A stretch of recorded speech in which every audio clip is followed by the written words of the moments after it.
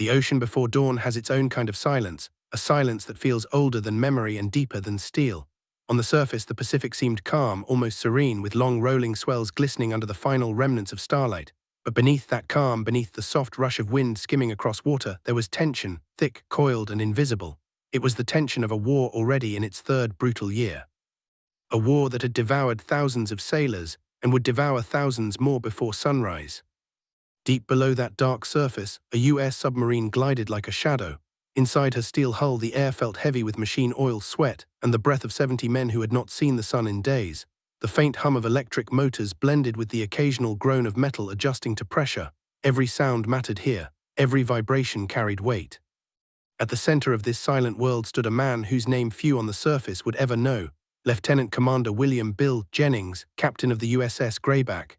He was a quiet officer with a reputation for precision, stubborn patience, and a calm that made even the worst moments feel survivable.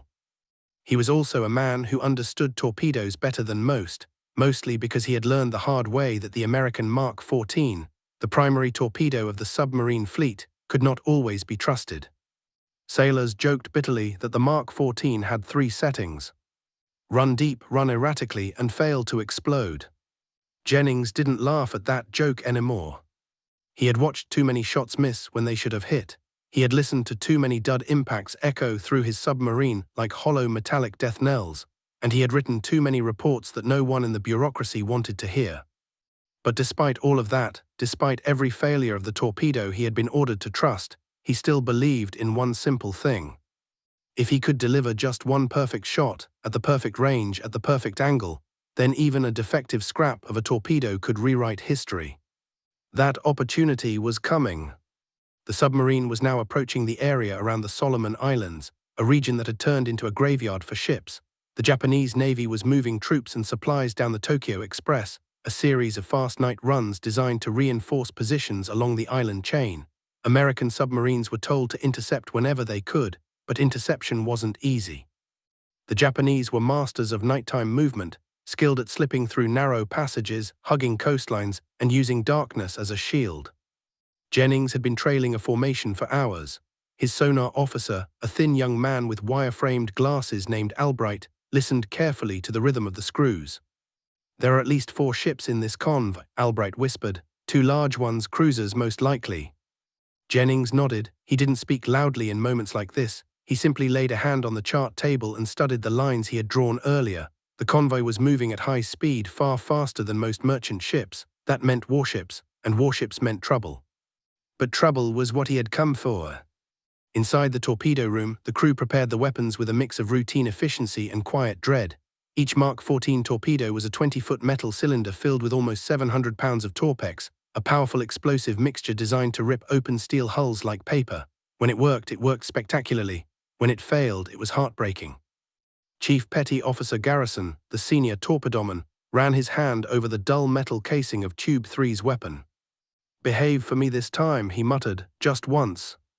A younger sailor nearby smirked. "Talking to it won't fix the detonator, Chief." "It can't hurt," Garrison replied. "These damn things got minds of their own."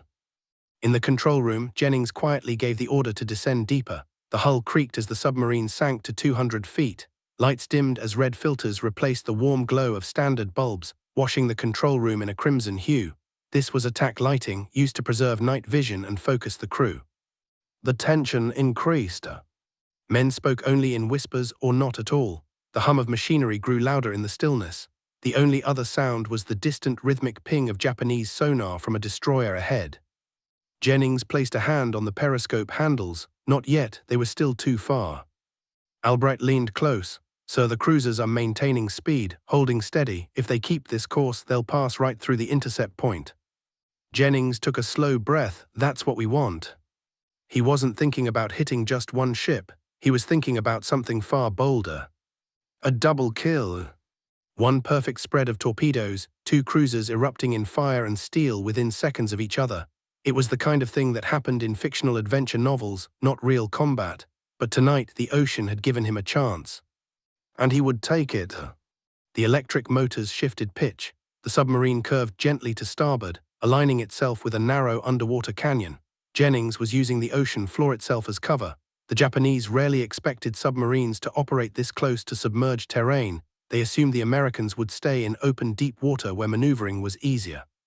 Jennings wasn't interested in easy. In the forward compartment, the torpedo team made final checks. Garrison wiped sweat from his brow as he turned the firing mechanism wheel. Everything was set, everything was ready. But readiness didn't guarantee success. Jennings looked at the clock. "Bring us to periscope depth."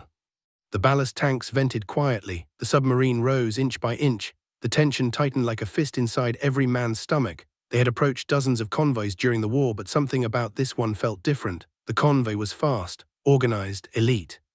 And the cruisers, those were no ordinary escorts. Jennings finally raised the periscope. The slender column of steel rose smoothly until the eyepiece rested at his face. He adjusted focus. There they were. Two Japanese cruisers slicing through the dark water at high speed. Long, sleek, confident. Their bows shattered the waves into white spray that glowed faintly under the moonlight. The ships moved with the certainty of predators, guided by captains who believed themselves untouchable. Between them, several smaller vessels, destroyers or fast transports, kept tight formation, their wakes curled behind them like silver scars. Jennings watched silently. "Range 3,800 yards, he whispered. Albright confirmed. That was far too far for a torpedo you trusted. For a torpedo you didn't trust, it felt like aiming a stone at the moon. But he wasn't firing yet. He lowered the periscope. We wait. Minutes passed, heavy and slow. Every man felt each second press down on him like additional weight in the submarine. Jennings raised the periscope again. Range 2,900. Closer. The cruisers were enormous, armored, heavily armed. If even one torpedo found a vital point, magazine, engine room, fuel stores, it could cripple them instantly. Jennings lowered the periscope again. He was counting their speed, their angle, the rhythm of their movement. He needed to wait for the precise moment when both cruisers overlapped along the same firing line, a narrow window, maybe 15 seconds wide. But if he caught it, two ships, one spread. He exhaled slowly. Stand by forward tubes. The torpedo room came alive with tension, fingers tightened on valves, boots planted firmly on the deck, eyes locked on gauges. Jennings raised the periscope again and finally saw what he needed. A perfect line. Both cruisers, one slightly ahead of the other but close enough, their paths would cross, and in that crossing, if he launched now, he could strike them both. He didn't smile, he didn't blink. He simply whispered, "Fire 3 torpedoes." The submarine jolted, compressed air shot torpedo after torpedo from the tubes with a muffled metallic thud. The Mark 14s surged forward into the dark water, their engines igniting seconds later with faint mechanical whines that quickly vanished into the sea. Jennings lowered the periscope. There was nothing left to do now. Nothing but wait and pray the torpedoes he had openly criticized, torpedoes that had failed so many times before, would run true just once. Seconds ticked by. Then minutes. The control room fell completely silent. Albright listened to his headphones, focused on the faint acoustic signatures of the fast-moving metal cylinders. "They're running," he whispered, "straight, good speed." Jennings didn't move.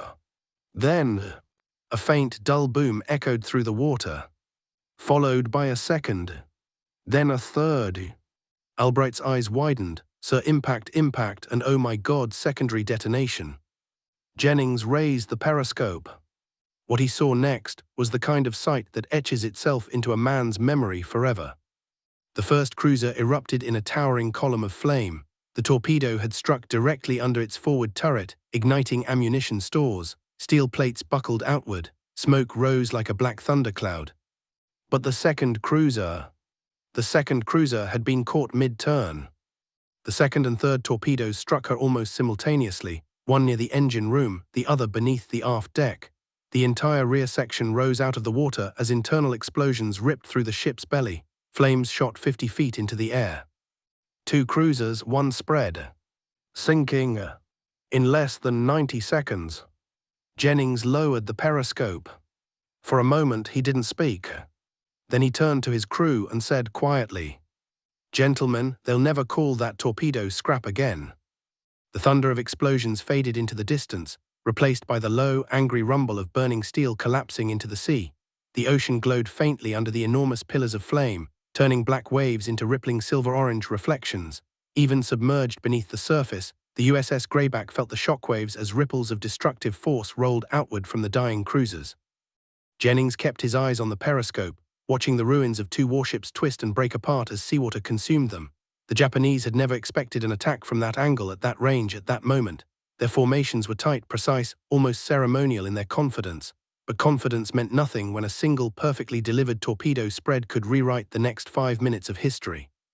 Behind Jennings, the control room was silent, not the fearful silence of combat. This was different. It was the silence of awe, disbelief, and the weight of witnessing something that none of the men had ever seen before.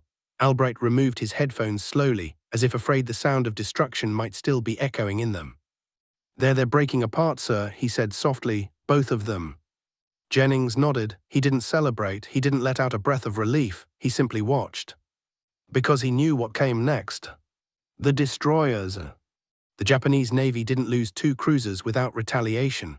The moment the explosions pierced the night, the escorts reacted with terrifying speed. Searchlights snapped on, horns blared, orders were shouted in rapid bursts across open decks. Engines roared as the ships swung around like enraged predators searching for the invisible killer beneath the waves. Jennings lowered the periscope and spoke evenly. "Take us down 250 feet." The diving officer acknowledged. Water filled the ballast tanks. The submarine's nose dipped downward quietly as she slipped back into the deeper dark. The humming of the motors deepened, echoing softly against steel bulkheads. In the forward torpedo room, Garrison finally exhaled. His hands shook just enough for him to notice. He wasn't afraid, he had simply realized he was still holding his breath even after the hits. One of the younger sailors grinned and whispered, "You see that? You hearing those explosions? That was us, that was our tubes." Garrison, normally a gruff bear of a man, allowed himself a tiny smile. "Yeah," he said, "that was us." But the moment of pride was short-lived. The first depth charge detonated. A massive crack of compressed fury echoed through the submarine, rattling equipment and sending a tremor through the deck plates. Dust rained down from vents. Light bulbs flickered under the shock. Then came 2 more. The Japanese destroyers were fast, furious, and experienced. They didn't hesitate, they didn't search. They assumed the submarine was somewhere beneath the convoy's wake, and they attacked that entire region with overwhelming force. Jennings braced himself with one hand against the periscope column. "Hold depth," he said, "level the bow." The helmsman fought the controls as the submarine shuddered again under another series of detonations. Some men clenched their teeth, others closed their eyes, but no one panicked. They had drilled for this hundreds of times. They trusted their captain, and they trusted their submarine even as she groaned like a living creature under stress. Another depth charge exploded off the port side, close enough to bend metal. A few sailors stumbled. A wrench clattered to the floor. Albright listened with his headphones pressed tight against his ears. "There are 3 destroyers converging," he said. "They're triangulating based on the torpedo wakes." That meant they weren't guessing anymore, they were calculating. Jennings turned to the helmsman. "Ahead slow, come right 2 degrees." The order was subtle, almost too subtle for the situation. Some captains in his place would have ordered full evasive maneuvers, sharp turns, rapid changes in depth, anything to shake the destroyers. But Jennings understood destroyer psychology. Wild maneuvers left predictable patterns got submarines killed. He preferred to move like a drifting shadow, barely enough to throw off calculations, not enough to create a clean target. "Sir," said Lt. Mason, the executive officer, "they'll try hedgehogs next, they're closing fast." Jennings nodded. Hedgehog mortars were more dangerous than depth charges. They fired dozens of small contact explosives in an arc, sinking silently. They only detonated when they struck a submarine's hull. "You didn't hear hedgehogs coming. You only heard the ones that missed." "We'll slip under their search pattern," Jennings said quietly. "Synchronized descent, make your rate 1 foot per second." The submarine tilted again, descending deeper into the black. Depth 270 feet. 280 feet. 290. The hull creaked louder. Destroyers above began their attack runs. Their propellers churned the water with ferocious speed, sending rumbling vibrations down through the depths like the footsteps of giants pacing overhead. Then, silence. Albright stiffened. They've fired hedgehogs. The crew tensed. A second later, dozens of small explosions erupted all around the submarine, sharp, popping thuds like angry metallic hammer strikes. One detonated close enough to dent the outer hull. Men held onto pipes and valves as shockwaves slammed through the boat. Jennings didn't flinch. "Level us out at 320 feet, he said. The submarine steadied. More explosions. Another volley. The Japanese destroyers were overlapping their runs, sweeping the area with ruthless efficiency. They were not hunting blindly, they were dissecting the ocean, layer by layer. In the aft compartment, a pipe loosened slightly, spraying a small jet of water. Two sailors quickly clamped it down, sealing the leak. Their hands were steady, their breathing was. Garrison in the torpedo room felt another concussion ripple through the hull. He wiped sweat from his forehead. "How close was that one?" a sailor asked. "Close enough," Garrison muttered. On the bridge, Jennings listened to the pattern of the detonations. He could tell by sound where the destroyers were moving. He could feel by vibration how tightly they were circling. Mason leaned close. "They're not letting up." "No," Jennings replied. "They won't, not after losing 2 cruisers." Another set of charges detonated directly above the submarine. The shockwave slammed downward like a hammer strike, making the lights flicker again. But something unexpected happened. The destroyers overshot. Jennings heard it before Albright confirmed it. The propeller noise shifted. The cadence of approaching runs changed. "They're ahead of us now," Albright whispered. "They're not correcting fast enough." Jennings nodded. The destroyers believed the submarine was still rising and accelerating. They were wrong. Jennings had slowed the Grayback almost to a stall, letting her drift quietly deep below the thermal layer, a layer of cold water that bent sonar waves, masking the submarine's true position. The destroyers were now hunting ghosts. "Hold position," Jennings said. "All stop." The motors wound down. The submarine grew nearly silent. Only the faint hum of batteries remained. Minutes passed. The men waited. Above them, destroyers roared back and forth, dropping charges, firing hedgehogs, combing the sea in a furious blind sweep. But the explosions grew farther away. Their search grid was widening. Their guesses were off. Jennings stood completely still, eyes closed, listening. Albright finally removed his headphones. "They're losing us," he whispered. I think they're giving up." No one relaxed yet, not until the destroyer engines faded fully into the distance. The last explosion came half a mile away, a faint thud, nothing more. The destroyers pulled back to rescue survivors from the cruisers, though there would be little to rescue. Both ships had broken apart catastrophically. Burning fuel spread across the surface like a floating line of fire. The night sky glowed red, backlit by the dying screams of 2 giants. Jennings waited 15 more minutes. Only then did he give the order. "Bring us up to periscope depth." The submarine ascended slowly. When the periscope broke the surface, Jennings raised it and peered into the night. What he saw was devastation.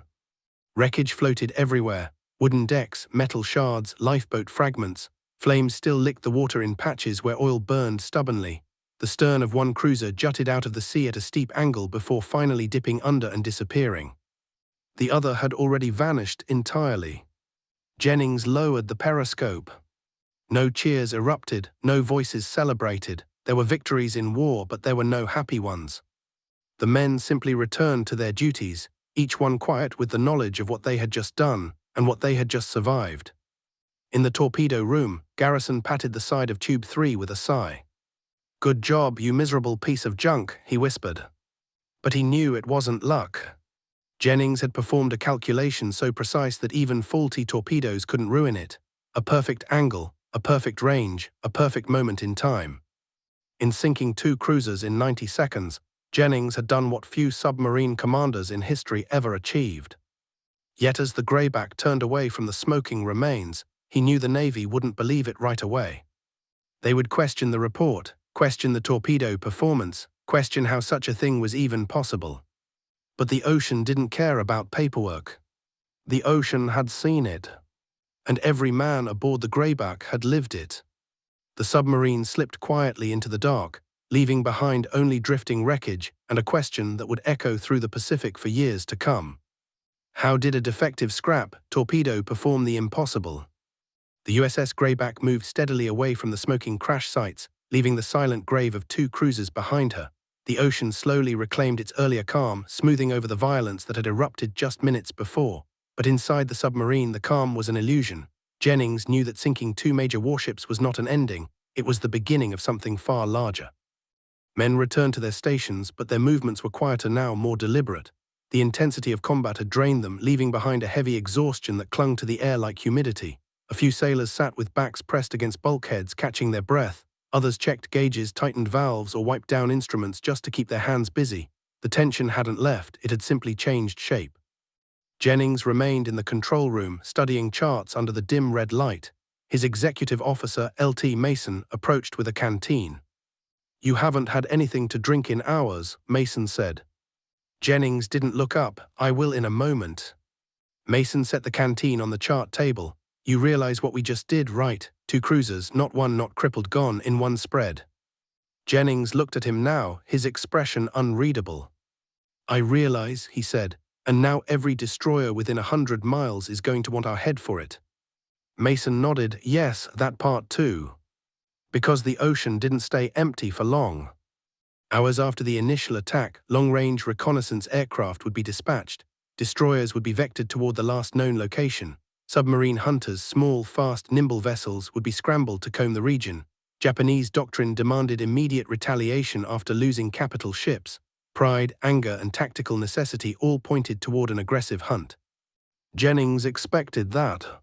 He also expected something else: distance. He didn't want to flee far, he wanted to reposition. Albright lifted his headphones again. Sir sonar picking up additional ship screws in the distance, 2, maybe 3 vessels, coming from the northeast. Jennings leaned over the sound station. "Speed. 17 knots.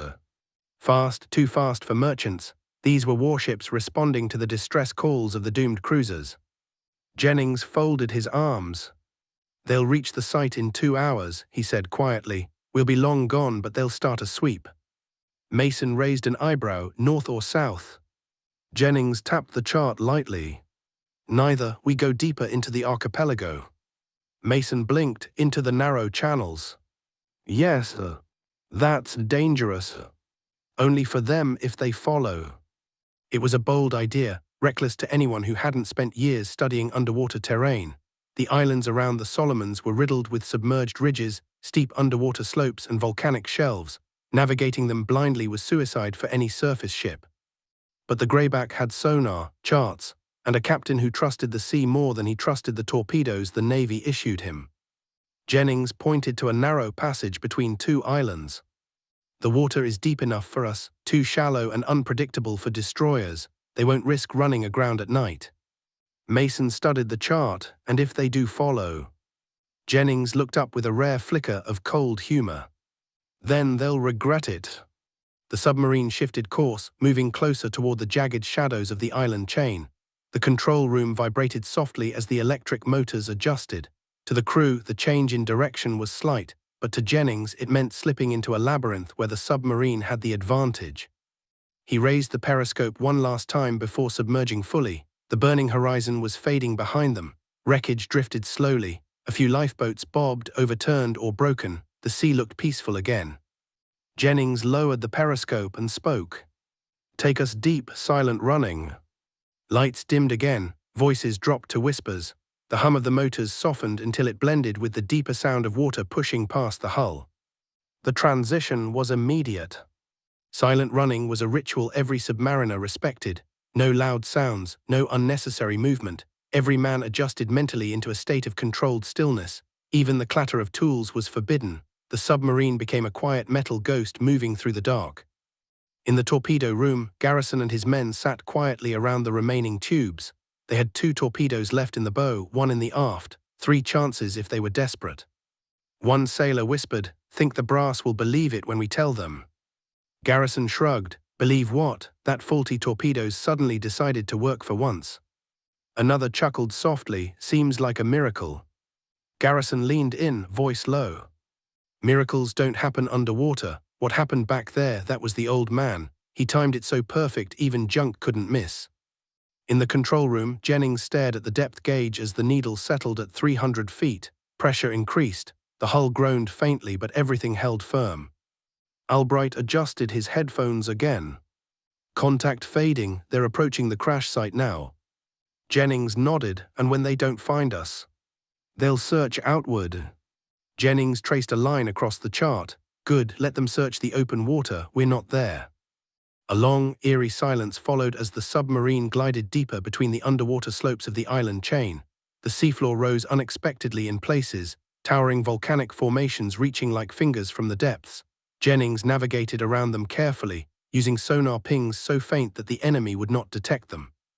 The water around them changed too. It grew murkier, colder, filled with shifting underwater currents that seemed to whisper against the hull. At this depth and in these channels, visibility for surface ships' sonar would be nearly useless. Sound bounced unpredictably off the jagged terrain. The submarine became invisible. Hours passed.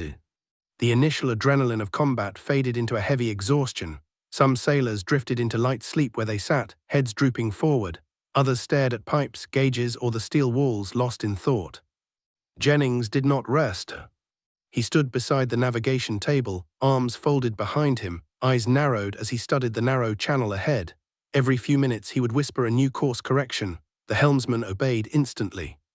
Finally, after nearly an hour of threading the underwater canyon, Mason approached. "We're inside the channel," he whispered. "If the destroyers knew we were here." "They don't," Jennings replied. "But if they guessed, they won't, because it's too risky." "No," Jennings said quietly, "because they don't believe an American submarine captain would be insane enough to attempt this." Mason chuckled under his breath, "And yet here we are." Jennings didn't smile. "Here we are." As the submarine slid deeper into the labyrinth, sonar readings became more chaotic, blurred reflections, echoes bouncing in strange patterns, but to Jennings it was a shield. Albright straightened suddenly. "Sir, new contact, very faint, long-range aircraft overhead, probably searching." Jennings nodded. "They'll search for hours, but they won't see us." He was right. Aircraft could scan the surface. Destroyers could sweep deep open water, but not here, not in these rugged underwater corridors that twisted like ancient scars beneath the ocean. The submarine inched deeper, until Jennings finally spoke the words the crew didn't know they needed to hear. "Hold this position, set depth at 310 feet, all stop." The motors wound down, the submarine drifted slightly before settling. Silence filled the hull. Real silence. Not combat silence, not fearful silence, the silence of safety, temporary, fragile but real. Jennings sat down quietly for the first time in hours, his shoulders eased just a fraction. Mason glanced at him. "Do you think command will actually accept the report? 2 cruisers, 1 spread." Jennings looked at the steel floor. "No," he said simply, "not at first." "Because of the torpedoes?" Jennings nodded. "The Mark 14 has embarrassed too many officers in Washington. They won't believe it suddenly worked flawlessly." Mason folded his arms. "So what then?" Jennings lifted his head. "We show them every detail, every calculation, every timing log, and eventually, when other captains replicate our results, the truth will be undeniable." Mason stared. "You think they will?" Jennings leaned forward, his voice almost a whisper. "They have no choice. The war is just beginning to turn, and the only way we win it is if someone finally fixes those torpedoes." The words hung in the air. The Mark 14 was the Navy's shame. Malfunctioning exploders, faulty depth-keeping, unreliable magnetic triggers. Thousands of sailors had risked their lives only to watch their shots fail. Jennings knew this operation wasn't just a victory, it was proof that with the right settings, timing and angles, the torpedo could perform. At least sometimes. The submarine rocked slightly as a deep underwater current brushed against the hull. Men barely noticed. They were too tired, too mentally drained to register anything except the gentle sway. Jennings looked around the control room, at his crew, at the countless dials glowing red in the dim light, at the periscope that had shown him the fiery destruction of 2 cruisers. He took a long breath. "Get some rest where you can," he said quietly. "We stay hidden until nightfall." The crew nodded. One by one, men settled into quiet corners, makeshift bunks, or any surface that could support them. Some lay against steel bulkheads, others slumped over tables, Sleep came unevenly but inevitably. Hours passed. The submarine remained perfectly still, a silent predator resting deep in the bones of the ocean. Jennings did not sleep. His mind replayed every moment of the attack, every calculation, every instinct. He wasn't thinking about medals or glory, those things meant little underwater. He was thinking about the next patrol, the next attack, the next chance to prove that American submarines could turn the tide. Because sinking 2 cruisers in 90 seconds was extraordinary. But winning the war required something even greater. And deep down, Jennings knew it. This was only the beginning.